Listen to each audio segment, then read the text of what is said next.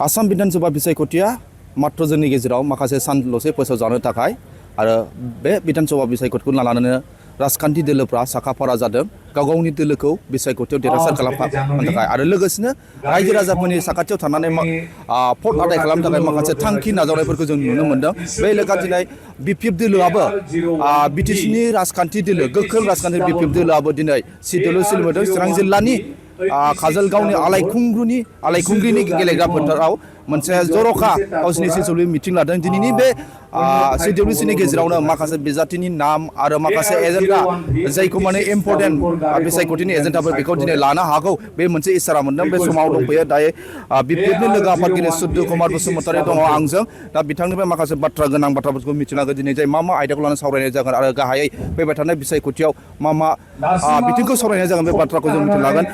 गिबियाव आङो बिथिङावनो सुद्दु कुमार बसुमतारी मिथिनो लुगैदों गिबियावनो दिनै नोंथांमोननि दोलोनि सिडब्लिउसि मिटिं गाहायै मा आयदाखौ सावरायनायनि इसारा दं?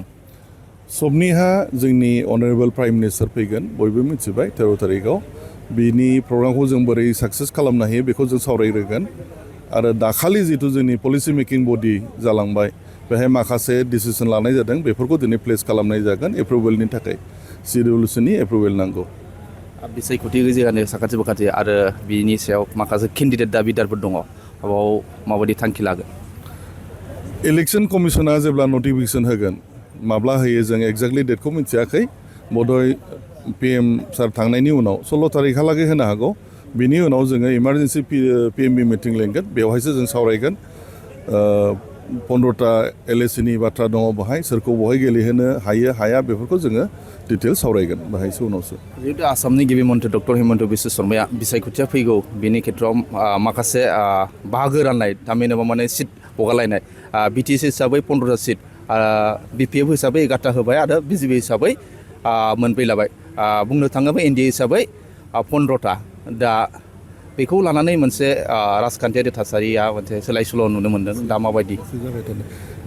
बिथांनि बाथ्रा CM सारनि बाथ्रा बिथाङा बुंबाय थादों जोंबो नुदों ससियेल मिडियायाव खिन्थु बे डिसिसना जोंनि फाइनाल डिसिसन नङा बेखौ जोंनि चिफ साराबो बुंबाय बेखौ उनावसो जोङो जिरायफिननानै फाइनाल खालामगोन दा बेयो फाइनाल नङा बिथांनि बुंनाया। नोंथांमोननि दोलो हिसाबै फाइनाल जाथ'वाखै? जायाखै बे फाइनाल नङा। आरो नुनो मोनबावदों जे मोनसे बाथ्राखौ जोङो नुनो मोन्दों जिहेतु गिबि मन्थ्रि बिथाङा बुंदोंदि 15टानि गेजेराव जोङो मोनब्रै सिटखौ मोनबाय बिटिसिआव आरो 11टानि हगारनाय जाबाय बिपिएफखौ दा इउपिपिएल आरो बिपिएफनि गेजेराव बे 11टानि गेजेरावनो मोनसे बुजा-बुजि सोलिनाया जानो हागौ एबा सावरायनांगोन बेफोरबायदि बाथ्राखौ बिथाङा मोनसे सिगनाल होदों मा बुंदों नुदों जोङो खिन्थु जों पार्टि लेभेलाव डिसकास खालामनांगोन बेखौ आरो जोंनि फाइनाल अथरिटिया जाहैबाय जोंनि अनारेबल चिफ हाग्रामा सारा मा बुङो बेनि उनाव डिपेन्ड खालामगोन आरो पार्टिनि माखासे डिसिसनखौबो जों नेनांगोन उनाव जोङो जेला रायलायगोन हेलासो बुजिनो हागोन। जिखुनु सोल्लि समस्यायै नोंथांखौ खोब रायजो राजाफ्रा हां माने मोनजानो लुगैनाय मोनसे इसाराखौ जों मोन्दों दा नोंथाङा माबायदि गोसो आरो पार्टि हिसाबै माबायदि सावरायनाया जादों? आंबो नुबाय थादों अनुभब खालामबाय थादों थारैनो रायजो राजाफ्रा नुदों आंबो आरो गेलेखाबाय आगोलाव बाइ इलेक्सनाव एबारबो निस्सय गेलेनो होगोनखौनो आं सान्दों। आगोलनिबो खोथा दंखायो जिहेतु चिफ सारनि उपराव डिपेन्ड खालामगोन फाइनाल अथरिटि जोंनि अनारेबल चिफ हाग्रामा सारनि उपरावनो डिपेन्ड खालामदों टिकेटखौ होयोबा आं गेलेनो रेडि आरोखि 100% साखाफोरा एकदम गेलेगोन। गोदानै फैनाय जिखुनु गुबुन दोलनिफ्राय फैनाय राजखान्थि दैदेनगिरिफोर दिनै बिबानफोर होनायफोर मोनसे सावरायनाय जागोन नामा?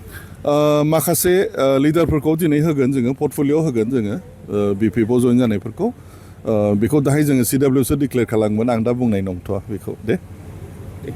बिथां बिपिएफनि आफादगिरि लोगो आफादगिरि सुद्दु कुमार बसुमतारी बिथाङा बुंदों दिनै माखासे गोनां आयदाखौ लानानै सावरायगोन समफोर थामहिनबा 13 तारिखआव भारतनि गाहाय मन्त्रि नरेन्द्र मदिआ बाहागो लागोन क'क्राझाराव बाहाय माखासे बिथांखिफोरखौ बेखेवहैगोन बिथाङा आरो लोगोसेनो बिथांमोना बुंदों फैबाय थानाय राजखान्थि बिधानसभा बिथाइखौ लानानै माखासे गोनां आयदा लागोन आरो गोदानै बिपिएफ दोलोआव जइन जानाय बिथांमोननोबो बिबान होनाय जागोन आरो मा बिबान होनाय जागोन बेखौ दसे समनि उनाव एबा सिडब्लिउसि मिटिं जोबखांनायनि उनाव मिथिगोन आरो लोगोसेनो जिखिनि सिट शेयारिं रानलायनाय एनडिए आरो बिटिसियावबो जेखिनि आन्सलिक दल जेखिनि मोनसे दङ इउपिपिएल बेनि गेजेराव माखासे गिबि मन्त्र बाथ्रा बुंनाय बेफोरखौ लानानै माखासे सिन्था सरसा खालामनाय मोनसे सावरायनाय जागोन होननानै बिथाङा फोरमायो। चिरांनिफ्राय निजोम दैनारि बड'लेण्ड।